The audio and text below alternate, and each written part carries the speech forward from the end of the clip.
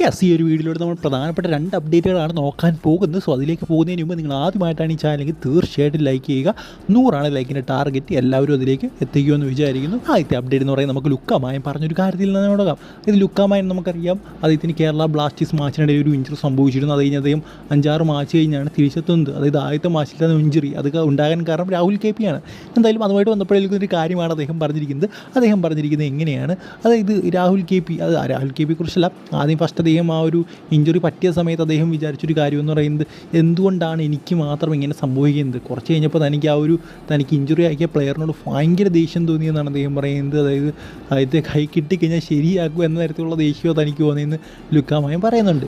ആ ഒരു ഇൻസിഡൻറ്റ് കാണുമ്പോൾ രാഹുൽ KP മനഃപൂർവ്വം ചെയ്തതാണോ അല്ലാതെ ചെയ്തതാണോ നമുക്ക് ഒരിക്കലും പറയാൻ സാധിക്കില്ല.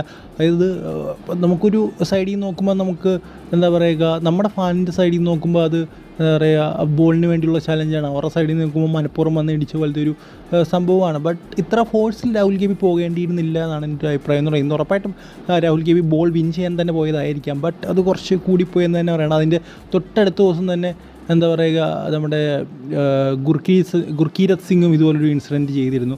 ബട്ട് അദ്ദേഹം പിറ്റേ ദിവസം തന്നെ ക്ഷമ ചോദിച്ചിരുന്നു. രാഹുൽ KPയുടെ കാര്യത്തിൽ നോക്കുകയാണെങ്കിൽ അദ്ദേഹം അങ്ങനെയൊന്നും ചോദിച്ചില്ല. കുറേ നാൾ കഴിഞ്ഞാണ് പിന്നെ അതിൻ്റെ ക്ഷമയൊക്കെ രാഹുൽ KP പറയുന്നത്. ഗുർക്കീരത്തിൻ്റെ കാര്യം നോക്കിക്കഴിഞ്ഞാൽ അദ്ദേഹം ഉടനെ തന്നെ സോഷ്യൽ മീഡിയയിലൂടെ തന്നോട് ക്ഷമിക്കണം, ആ ഒരു ഇൻസിഡൻറ്റിൽ ഇങ്ങനെയൊന്നും ഒരിക്കലും ചെയ്യാൻ പാടില്ലാത്തതാണ്, എനിക്കത് മനഃപൂർവ്വം ചെയ്തതല്ല എന്ന് പറഞ്ഞുകൊണ്ട് അദ്ദേഹം മാപ്പ് ചോദിക്കുന്നുണ്ട്.